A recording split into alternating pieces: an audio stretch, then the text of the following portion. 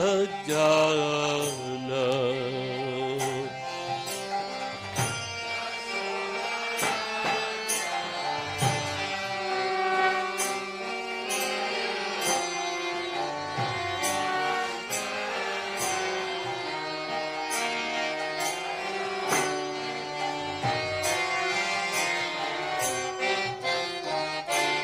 Jaya Buddha Thira Vanachari Jaya Kuja Bihari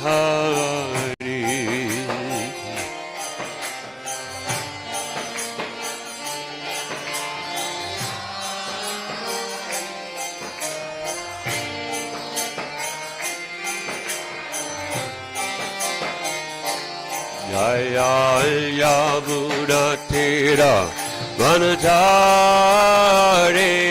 Jaya Kuja Bihari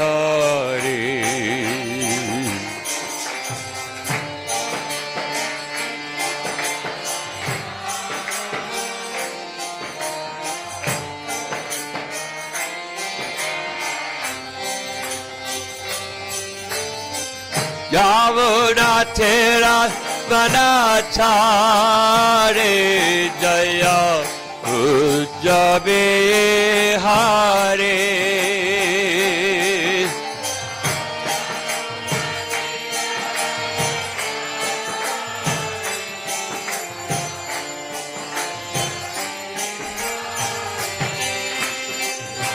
Jaya Yavuna Thera Vanachari Jaya Kuja Bihari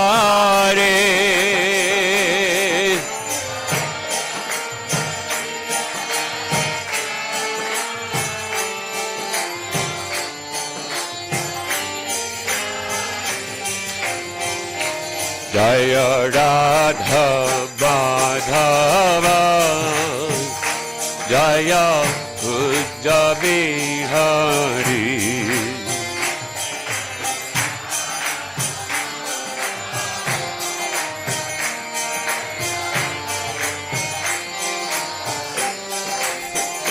Jaya Radha Madhava Jaya Kuja Bihari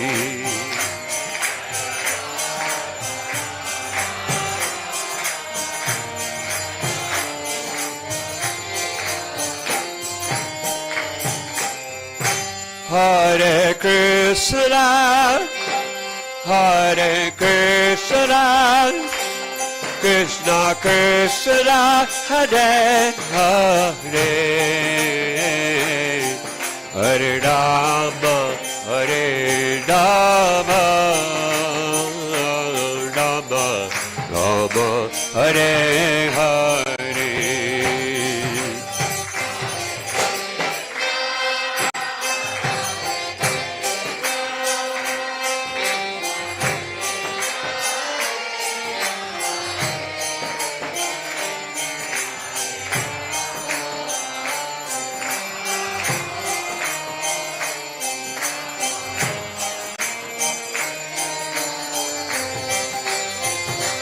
Hare Krishna, Hare Krishna, Krishna Krishna, Hare Hare, Hare Rama, Hare Rama, Rama Rama, Hare Hare.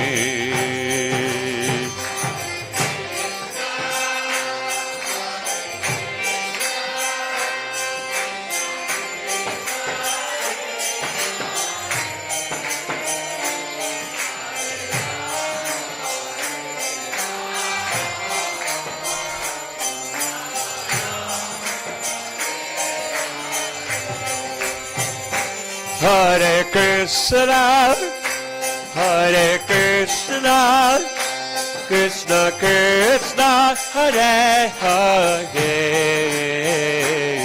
Hare Rama, Hare Rama, Rama Rama, Hare Hare.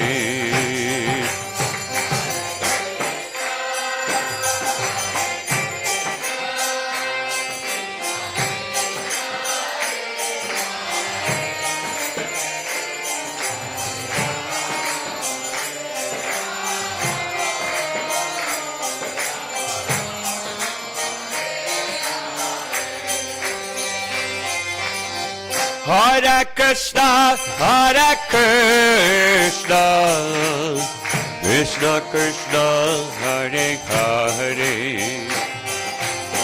Hare Rama, Hare Rama, Rama Rama, Hare Hare.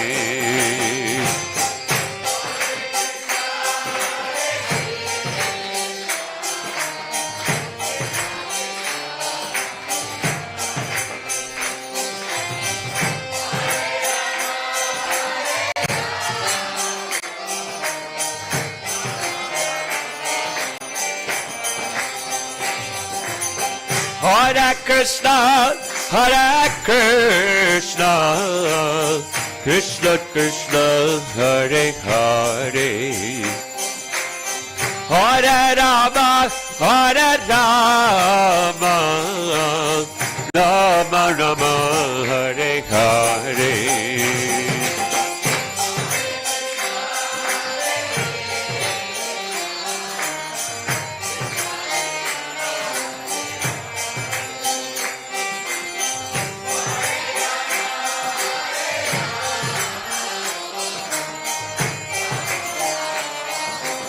Let's all chant together, one voice.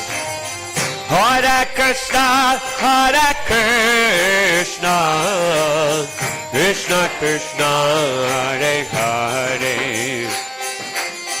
Hare Rama, Hare Rama, Rama Rama, Hare Hare. And again, all together, one heart. Hare Krishna, Hare Krishna, Krishna Krishna, Hare Hare, Hare Rama, Hare Rama, Rama Rama, Hare Hare. Loudly. Hare Krishna, Hare Krishna, Krishna Krishna, Hare Hare, Hare Rama, Hare Rama, Rama Rama, Hare Hare. One more time. Hare Krishna, Hare Krishna, Krishna Krishna, Hare Hare, Hare Rama, Hare Rama, Rama Rama, Hare Hare. Hare Krishna, Hare Krishna, Krishna Krishna, Hare Hare, Hare Rama, Hare Rama, Rama Rama, Hare Hare.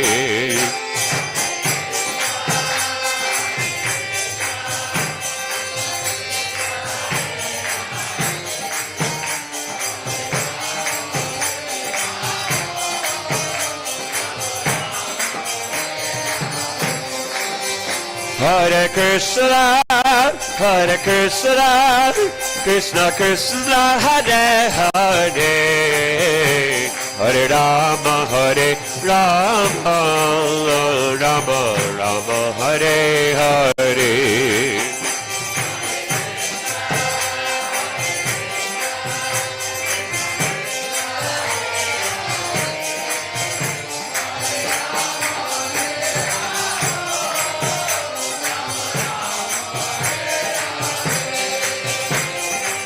Hare Krishna, Hare Krishna, Krishna Krishna, Hare Hare, Hare Rama, Hare Rama, Rama Rama, Hare Hare.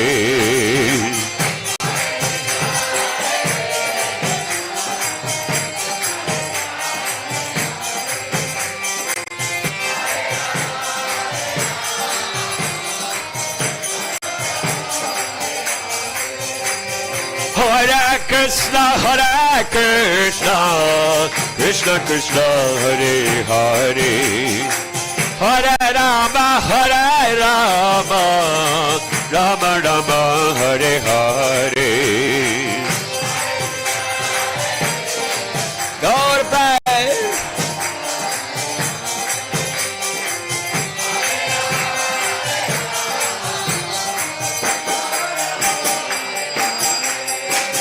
Hare Krishna, Krishna Krishna, Hare Hare, Hare Ram, Ram Ram, Hare Hare.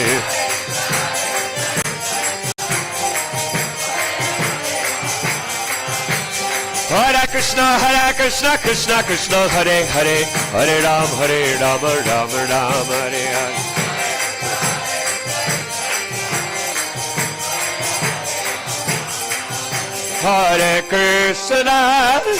Hare Krishna, Krishna Krishna, Hare Hare, Hare Rama, Rama Rama, Hare Hare.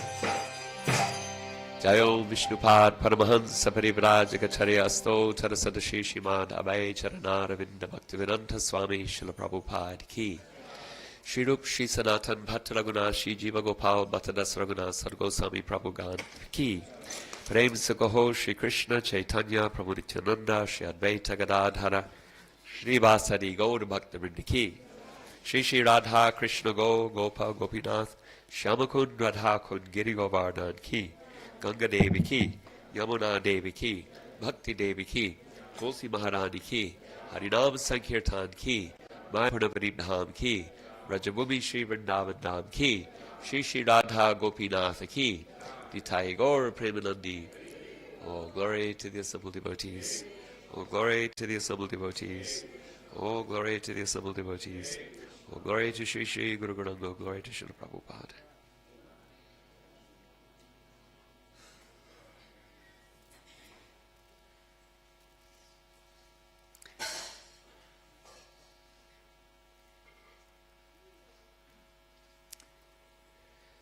Hare Krishna. It's wonderful to be here with you again at the lotus feet of Sri Sri Radha Gopinath and Srila Prabhupada, discussing Srimad Bhagavatam. Today we are discussing Canto 4, Chapter 8, Verse 72. Om Namo Bhagavate Vasudevaya. Om Namo Bhagavate Vasudevaya. Om Namo Bhagavate Vasudevaya.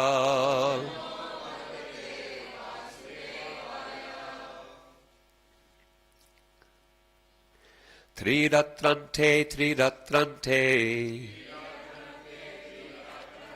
Triratrante, Triratrante. Kapita Badarasana. Kapita Badarasana. Atma Vrityanusarena. Atma Vrityanusarena. Masam Ninyer Chayan Harim. Masam Ninyer Charam Harim.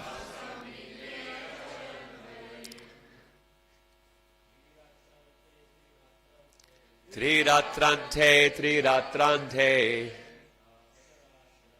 Kapita Badarasana. Atma Vrityanusarena. Masam Ninyer Chayan Harim. Triratrante, Triratrante.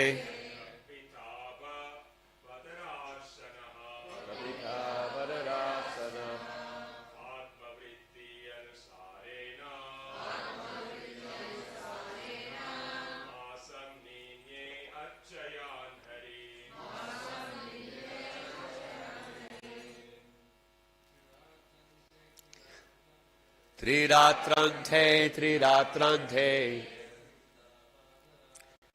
Kapita Badarasana. Atma Vrityanusarena. Masam Ninyer Chayan Hari. Ladies. Triratrante, Triratrante. Kapita Varasasana.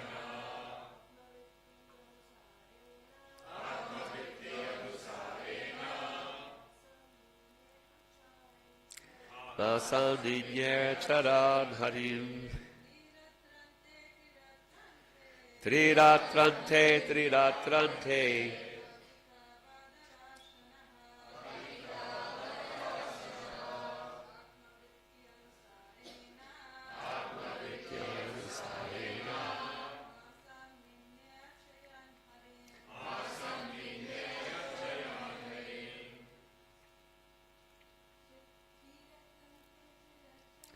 Triratrante, Triratrante. Kapita Badarasana. Atma Vritti Anusarena. Masam Ninyer Charan Harim. Translation. For the first month, Dhruva Maharaj ate only fruits and berries on every third day, only to keep his body and soul together. And in this way, he progressed in his worship of the Supreme Personality of Godhead. Purport by Srila Prabhupada. Kapita is a flower which is known in the Indian vernacular as Kayeta. Does anyone know of the Kayeta flower? No? Okay. We do not find an English equivalent for the name of this flower, but its fruit is generally not accepted by human beings. Okay. It is eaten by monkeys. Maybe the monkeys will know. It is eaten by monkeys in the forest. Dhruva Maharaj, however, accepted such fruits. So the flower and now the fruit. Not for luxurious eating or feasting, but just to keep his body and soul together. The body needs food, but a devotee should not accept foodstuffs to satisfy the tongue in sense gratification. It is recommended in the Bhagavad Gita that one should accept as much food as necessary to keep body fit, but one should not eat for luxury. Dhruva Maharaj is an acharya,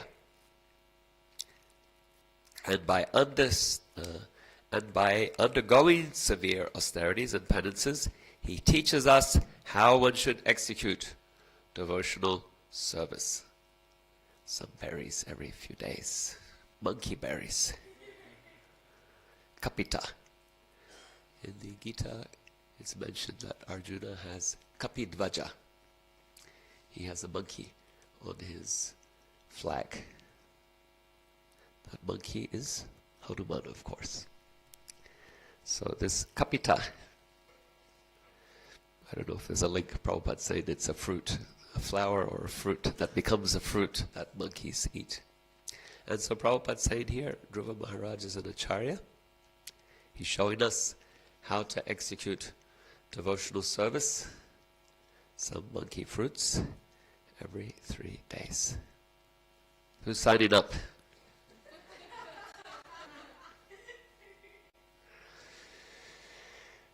This purport, thankfully, goes longer. That's not the end. We must carefully follow the process of Dhruva Maharaj's service. How severely he passed his days will be shown in later verses. We should always remember that to become a bona fide devotee of the Lord is not an easy task. But in this day and age, by the mercy of Lord Chaitanya, it has been made very easy. Whoa. But if we do not follow even the liberal instructions of Lord Chaitanya, how can we expect to discharge our regular duties in devotional service? It is not possible in this age to follow Dhruva Maharaj. Agreed. None of you signed up. It is not possible in this age to follow Dhruva Maharaj's in austerity, but the principles must be followed. We should not disregard the regulative principles given by our spiritual master, for they make it easier for the conditioned soul. As far as our ISKCON movement is concerned, that you did sign up for, we simply ask that one observe the 4 prohibitive rules, chant 16 rounds, and instead of indulging in luxurious eating for the tongue, simply accept prasad offered to the Lord. This does not mean with our fasting the Lord should also fast. Radha Gopinath don't fast. The Lord should be given foodstuff which is nice as possible. But we should not make it a point to satisfy our own tongue. As far as possible, we should accept simple foodstuff just to keep body and soul together to execute devotional service. It is our duty to always remember that in comparison to Dhruva Maharaj, we are insignificant. He was just a 5-year-old boy, but we are insignificant compared to him.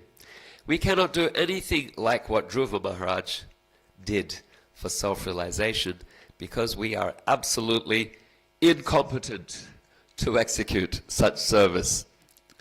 But by Lord Chaitanya's mercy, we have been given all concessions possible for this age.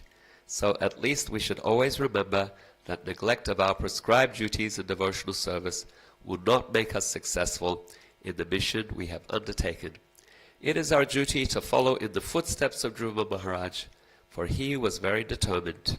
We should also be determined to finish our duties in executing devotional service in this life. We should not wait for another life to finish the job. Om Gyantivinandasya Gyananjana Shalakaya Chakshurunmilitam Jena Tasmai Shri Guruve Namaha Shri Rupa Shri Sanatana Bhatta Raghunath Shri Jiva Gopal Bhatta Dasa Raghunath Shri Chaitanya Manobishtam Stapitam Yena Bhutale Swayam Rupa Kadamayam Dadati Swaparantikam Vande Shri Krishna Chaitanya Nityanando Suhodudo Gaudaraye Pushpamantu Chitro Sando Tamonuno Namo Mahavanyaya Krishna Prema Pradayate Krishnaya Krishna Chaitanya Namne Gauratvishe Namaha He Krishna Karuna Sindhu Dinabandhu Jagatpate Gopesha Gopika Kanta Radha Kanta Namostute Tapta Kanchana Gaurange Radhe Vrindavaneshwari Vrishabhanu Sute Devi Pranamami Hari Priye Hare Krishna Krishna Krishna Hare Hare Hare Rama Rama Rama Hare Hare Tavasmi Radhikanatha Karmana Manasagira Krishna Kante Tavai Vasmi Uvame Bhagatir Mama Govinda Valabe Radhe Patiye Tvaham Sada Twadiyayati Jalatu Govindo Mam Toya Saha Radhe Vrindavanadishe Karuna Britavahini Kripaya Nijaparabja Dasyam Mahyam Priyatam Tavai Vasmi Najivami Tvaya Vina Iti Vigyaya Devi Tvam Nayamam Charanantikam Vancha Kalpatarubhyascha Kripa Sindhubhya Evacha Patitanam Pavanebhyo Vaishnavebhyo Namo Namaha. In this verse we are reading about the devotional service of Dhruva Maharaj, very, very austere. He has moved to Madhuvan, so he's in Braj Bhumi. under Narad Muni's instruction, he's gone to one of the most principal forests of Vrindavan Dham, and there he is executing this very, very difficult vrata. Just doing yoga, he stands in one place, very still, and then every few days, this is the first month. In the next verses you will hear about the second and the third and the fourth month. His execution of yoga, meditation, it is very, very strict and very austere. Most importantly though, he is chanting his mantra. The austerity is there as a support for the practice of bhakti. The austerity is not bhakti as such. The chanting of his mantra, what is that mantra? Om Namo Bhagavate Vasudevaya. Yeah, so that mantra, that is what will purify him and connect him with Krishna, because Hiranyakashipu also did great austerity. 10,000 years he stood on the tips of his toes, fire coming from his head. The power of his austerity was so great. An anthill built around his body, eaten all the flesh and the marrow and the blood, just bones were left, and he was so powerful he was able to maintain his life within the skeleton, without organs, without the rest of what a body would be required to maintain the soul. So very, very powerful austerity. But we don't uphold him as an example of great bhakti practice. He is a demon, asura, one of the greatest demons ever known. Similarly, Ravana has done great austerity. Similarly, we can go through a list. Salva, he did great austerity. He received the benediction of Lord Shiva. Shiva asked, what do you want? I want a flying city machine, death machine basically, so I can go and attack other cities. Shiva is Asutosh, so he gives the blessing whether or not it benefits the receiver.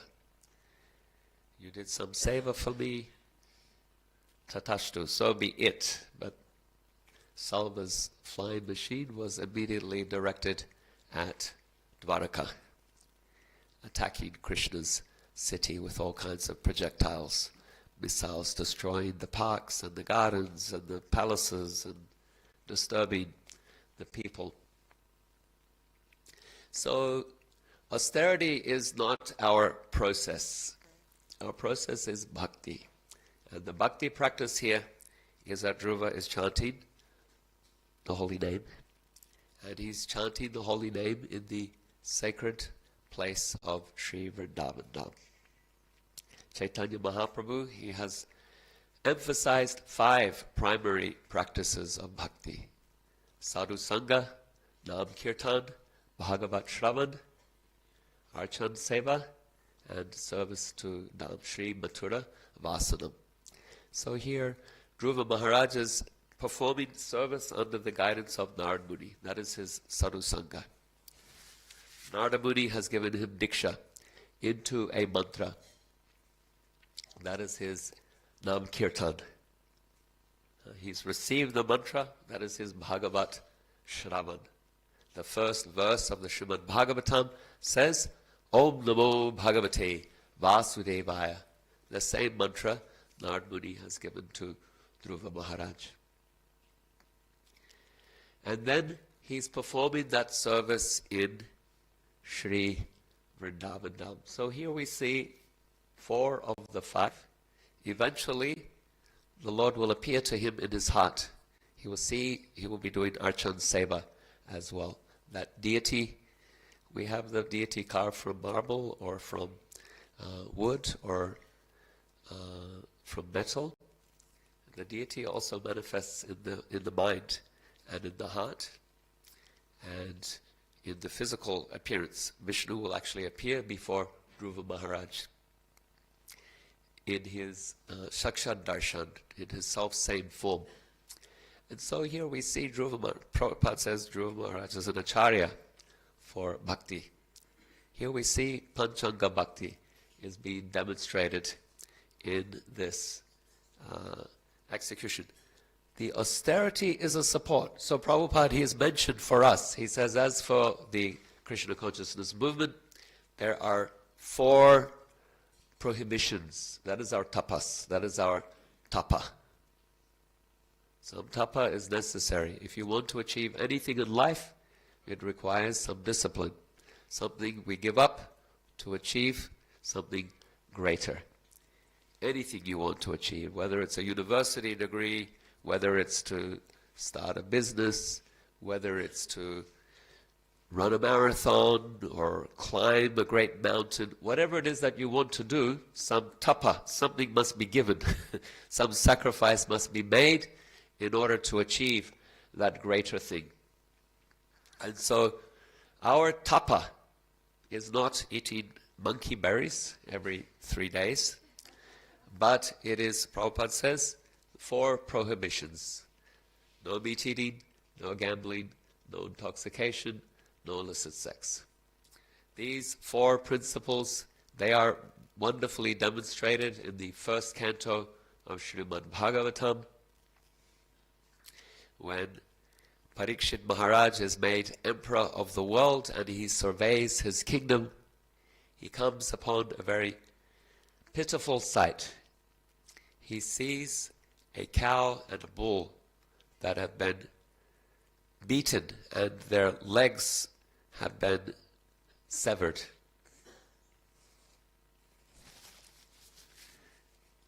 The cow in this story represents the earth herself, Dharani. And the bull in this story represents the religion, Dharma. Dharani and Dharma, both standing on a single leg. When you hear the story, a rational person like you and I will think, how does a cow stand on a single leg? That's difficult. This story is also metaphorical. So they're standing on a single leg, and even that is weak. It is not a steady leg. It is a weakened leg, because the personification of this age, Kali Yuga, in the guise of a king, has severed the legs of this cow and this bull.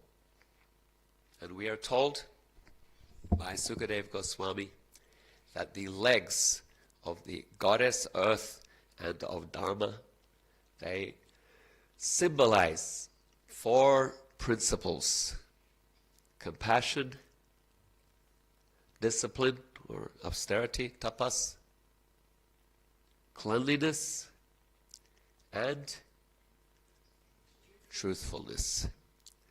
3 legs have been broken in this story. Compassion, cleanliness, discipline have been broken. They have been severed by Kali.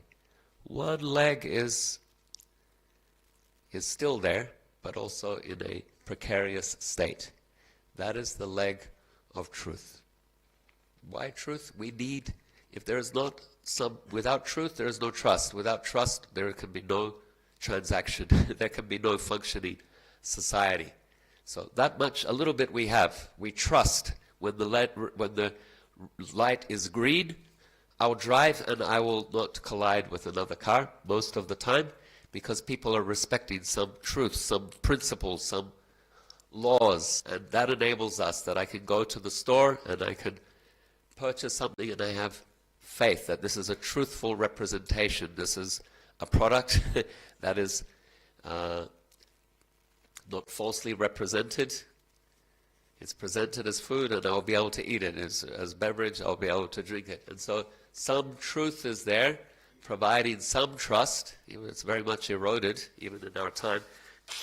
We see trust as being weakened. But without it, society itself ceases to function. We have anarchy. In anarchy, there is zero trust and zero truth. Everyone deceives the other in order to achieve their own security or their own needs, the survival of the fittest, each person for themselves. So in our society we have some truth. The others have been broken.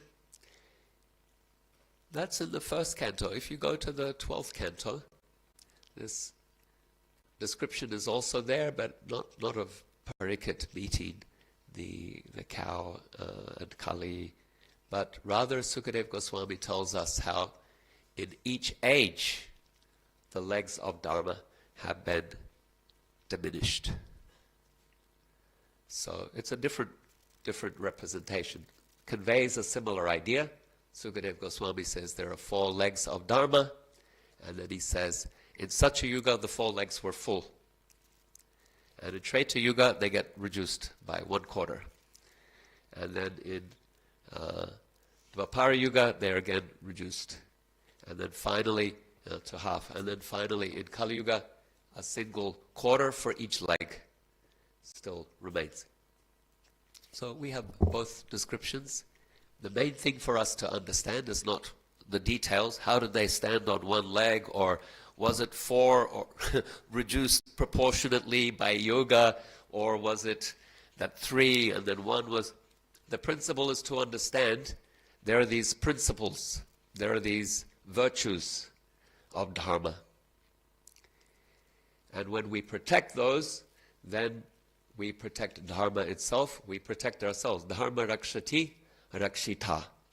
When you protect Dharma, Dharma protects you.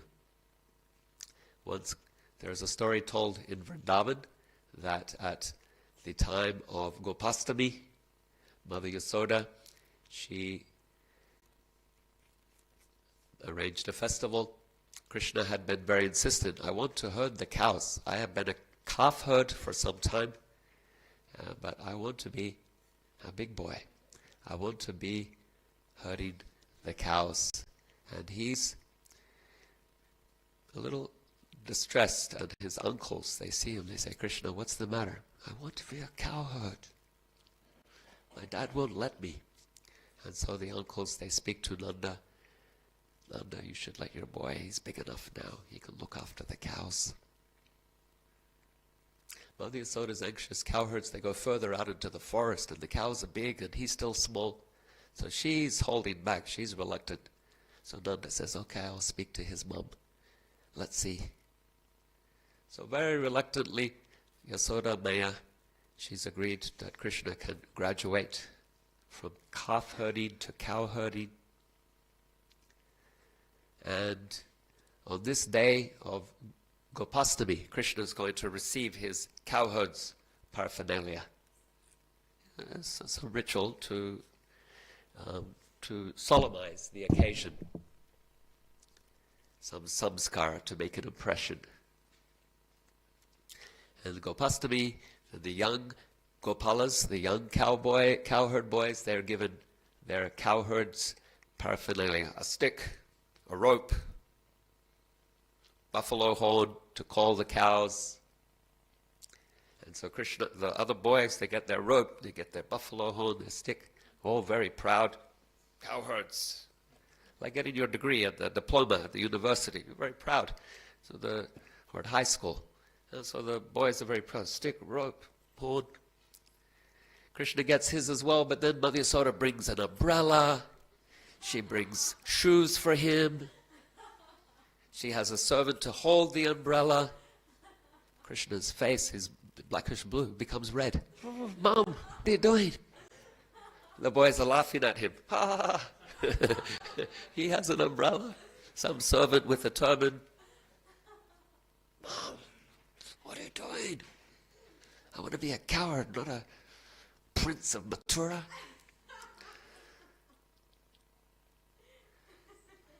And Mother Yasoda says, my boy, calm down. You're going to be in the hot sun. Your skin is very sensitive. We need to have an umbrella. You'll be walking in the forest. There are lots of thorns and stones. Your feet are soft like butter. You need to have these shoes. She got jewelers to make the shoes. Gold with different stones, valuable jewels. You need to have the shoes to protect your feet. Krishna said to her, Mom, we are cowherds. Our dharma is to protect the cows. I'm going to have shoes. What about my cows? What shoes do they have? I'm going to have an umbrella. What umbrellas do the cows have? Unless you arrange, he's thinking of a way out. Unless you arrange a servant with an umbrella for each cow, I can't accept this. But here's the point. He said to her, Dharma rakshati rakshita. I will be protected by dharma, by doing my duty in protecting the cows. I myself will be protected. Not by an umbrella, not by golden shoes with jewels embedded, but by doing my duty as Gopala, by doing my dharma, I'll be protected. And so, when we protect these principles, compassion, austerity, cleanliness, and truthfulness, then our dharma is protected. We are protected. And that provides a stable platform, a nice platform for practicing bhakti. That is our tapa. The tapa supports our bhakti practice. We should keep that in mind. When we embrace some tapa, think, how is this supporting my service?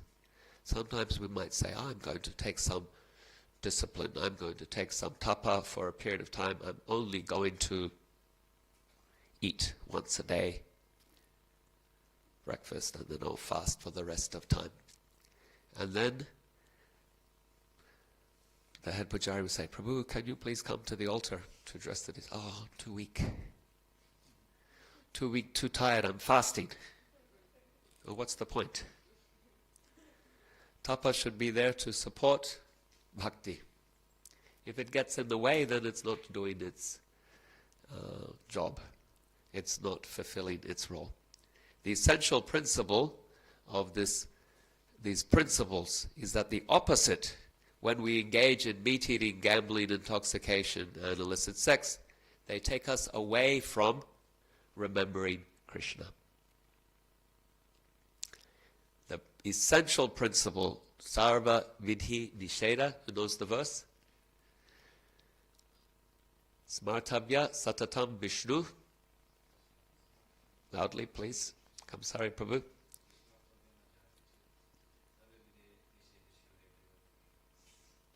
Translation.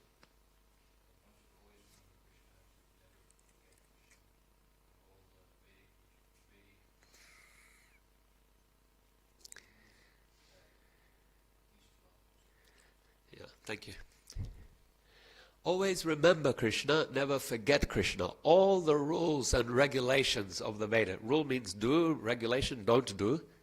All the rules and regulations are to serve this principle.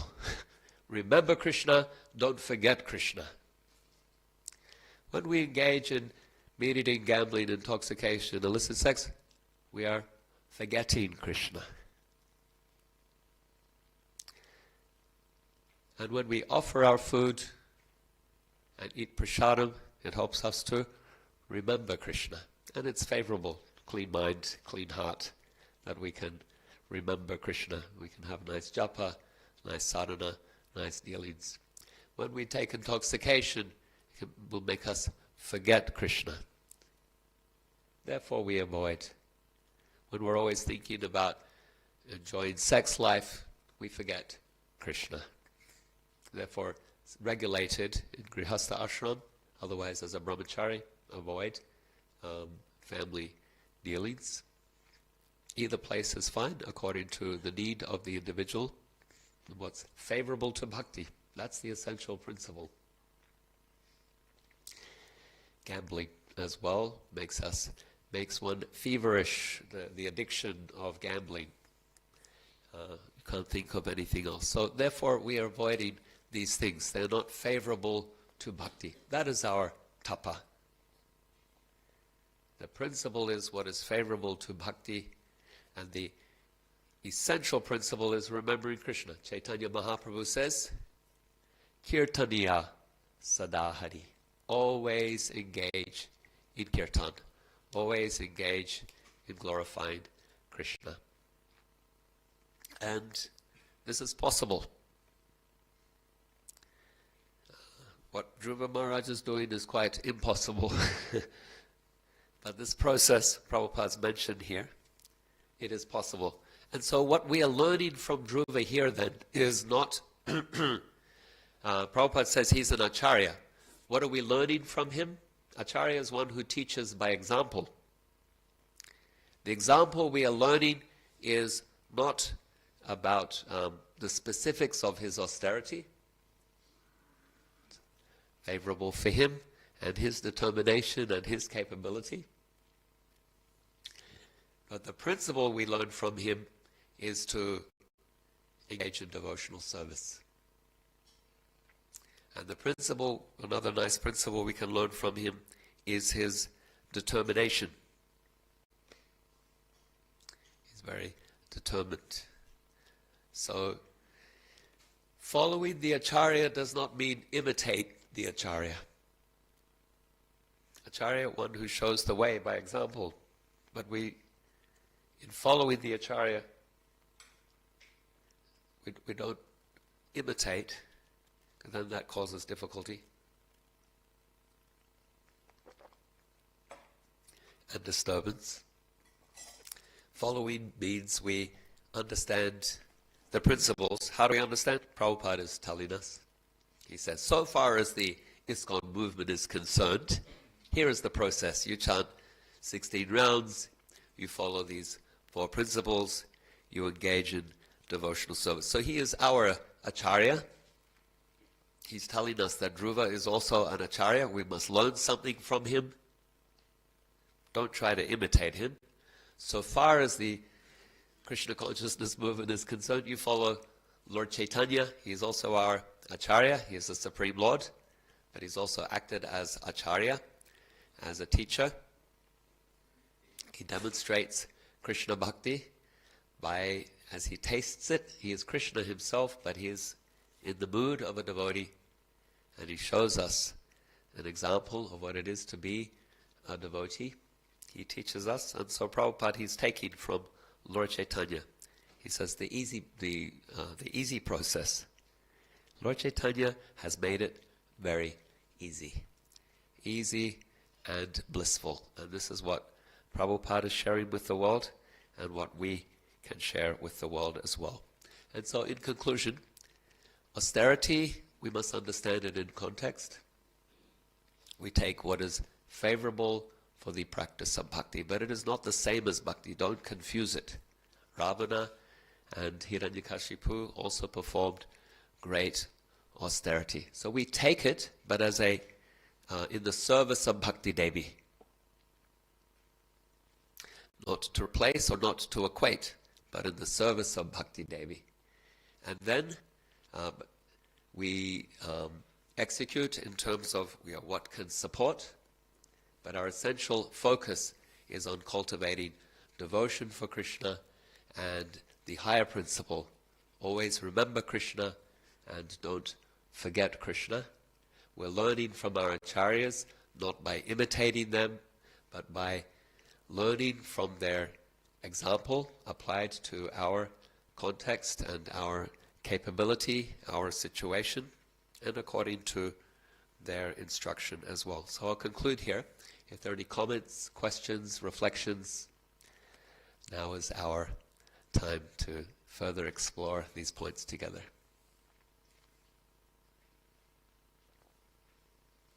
Yes?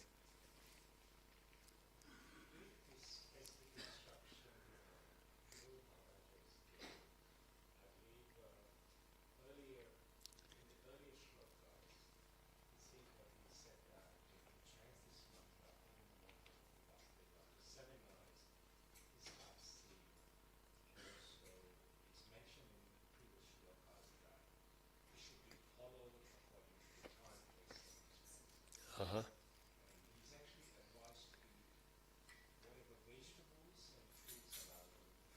Uh-huh.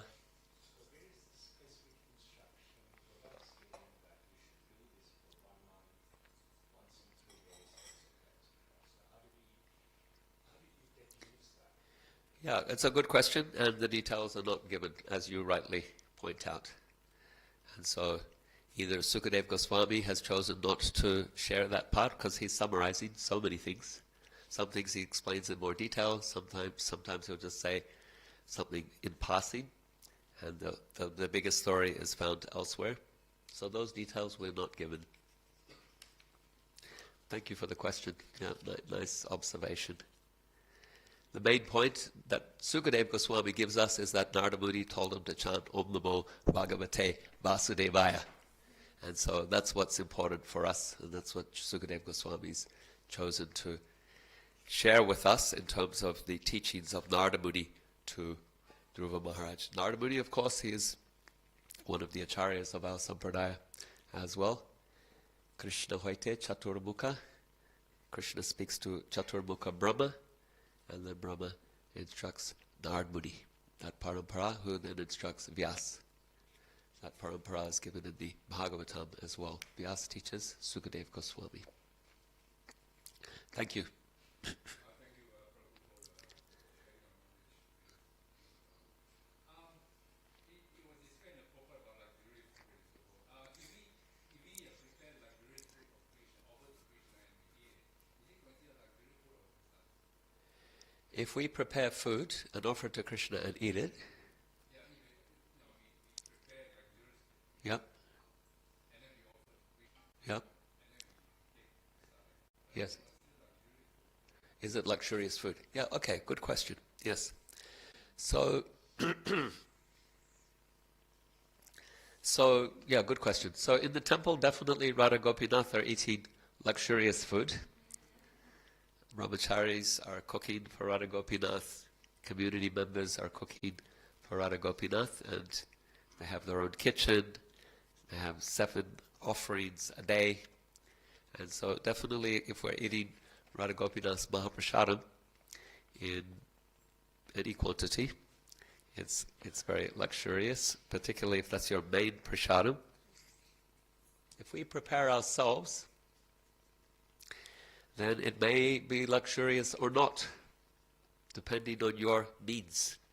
If you have the deity in the house, then you might, like for example, different standards in different homes. In my parents' home, they have a standard. Every morning there has to be an offering for the deities. Every evening there has to be an offering for the deities, and it has to be substantial. And so they are preparing food and eating according to the deity's service. In my house, we offer a little in the morning when I do puja. It's some fruits, not very luxurious. And then later in the day, if and when I cook or my wife cooks, then we offer that as well. But it's not a fixed standard or a fixed time. So not luxurious unless some guests are coming. It's very simple, but it's also it's not luxurious. So luxurious if we are cooking according to a deity's standard, then it can be very luxurious, and that is sanctioned. Prabhupada is sanctioning that. As far, the main principle is eat prasadam, eat food that is offered to Krishna. Thank you. Haribol. Any other comment or question?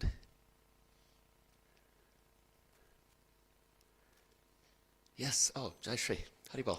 I'm curious, on fast days, some of those abstaining from drinking water. I wonder how that serves bhakti. Yeah. Yeah, okay.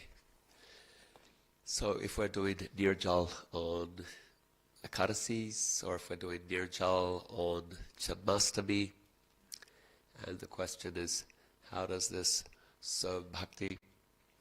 It would serve bhakti if we're telling Krishna as a sankalpa, Krishna, this is for you.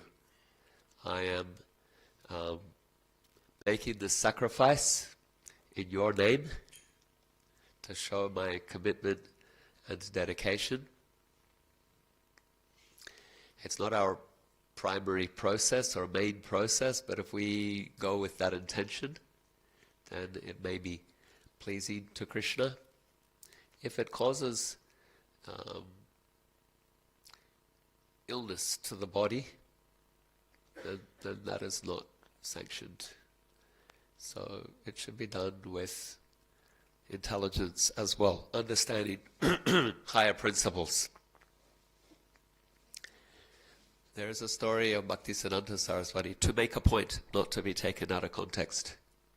To make a point, there's a story of Bhaktisiddhanta Saraswati going to the brahmachari ashram, seeing a brahmachari on Ekadasi day, just resting, lying down. And Bhaktisiddhanta Saraswati asked him, why didn't you go for Sankirtan? And he said, I can't eat tapioca. It's just, he was from some aristocratic family. So Bhaktisiddhanta Saraswati apparently took him to the kitchen and prepared khichdi for him. And said, now go for, he offered it, served him, and then said, now go for Sankirtan. So there are higher principles that will take a higher consideration, and then lesser principles. Abstaining from water for a day is a lesser principle when it comes to the health of the body. If you're able to do, and that inspires you to make some sacrifice like that for Krishna, then fine. But if it's causing injury to the body, then it is not sanctioned or recommended by our acharyas. Thank you.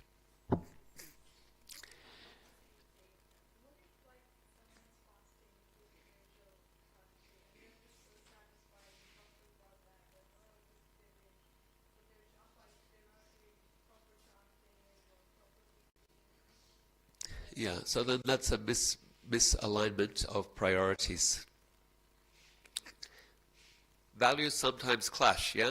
So as an example, one value is to protect life, right? We respect all life. Another value is to tell truth. A classic ethics dilemma is when you're hiding somebody from a mob. Actually, this appears in the Mahabharata.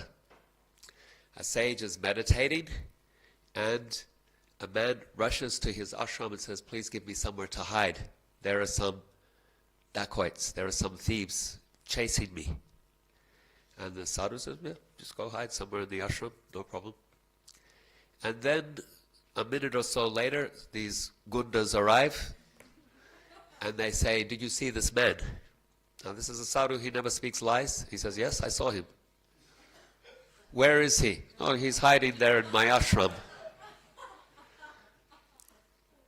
And then they went and killed him. So he went before Yamaraj. Krishna tells the story. He was taken to Yamaraj, and he was punished for the death of that man. So there are values. Protecting life, telling truth, these are values. But in this case, protecting life should have gone ahead of telling truth. Yeah? When you find some clash in values, you need to see what is the higher principle, what is the lower principle. The higher principle in everything is bhakti. Remember Krishna, don't forget Krishna. Engage in these practices, these Lord Chaitanya has emphasized, 5 processes of bhakti. That is the higher principle. Eating, not eating, drinking, not drinking, waking up, those are all secondary to that higher principle. Yeah. So if you're doing austerity, you say, I can't chant. What's the point? Thank you. Bhaja Govinda Prabhu, you had a comment?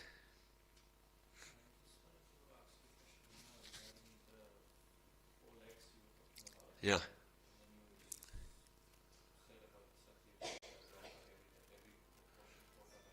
From the 12th canto, yeah.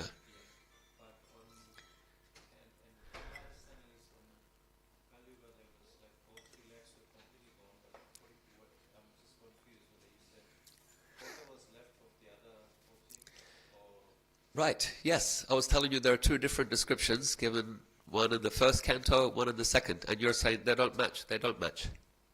That's it.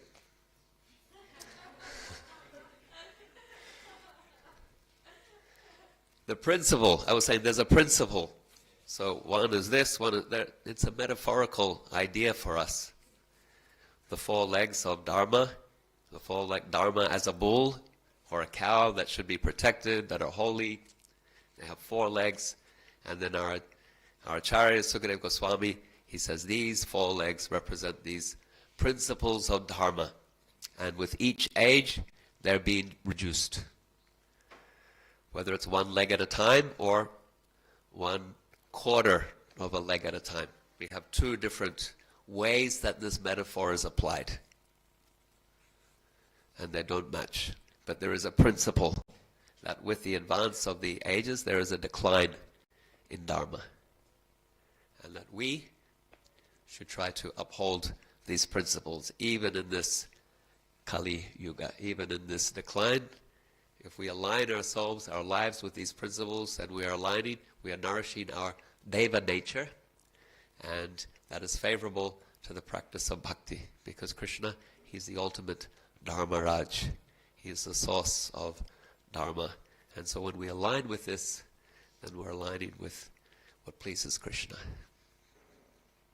Yeah, you're right. There's a clash there. Yes?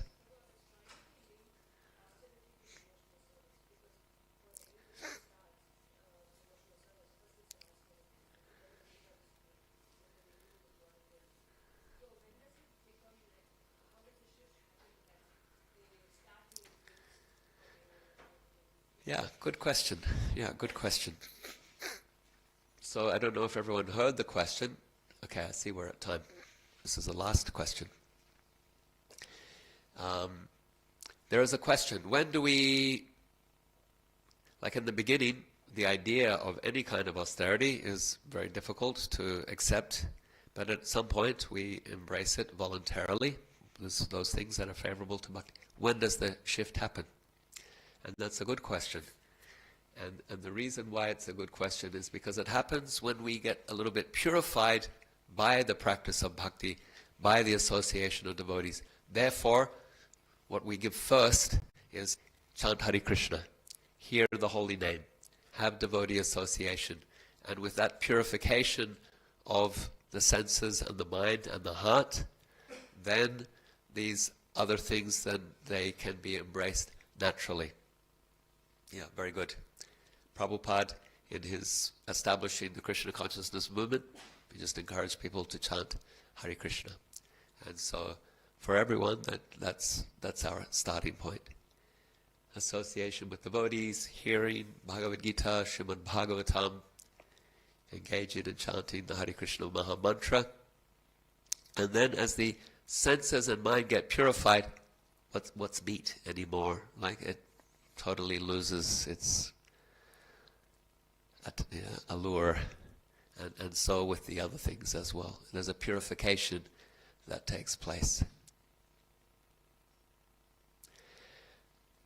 Thank you all very much for your association. It's wonderful again to be with you, and I'm grateful for this opportunity. All glories to Shri Shri Radha Gopinath, to Srila Prabhupada. All glories to the assembled devotees. Grantaraj Srimad Bhagavatam Ki Jai.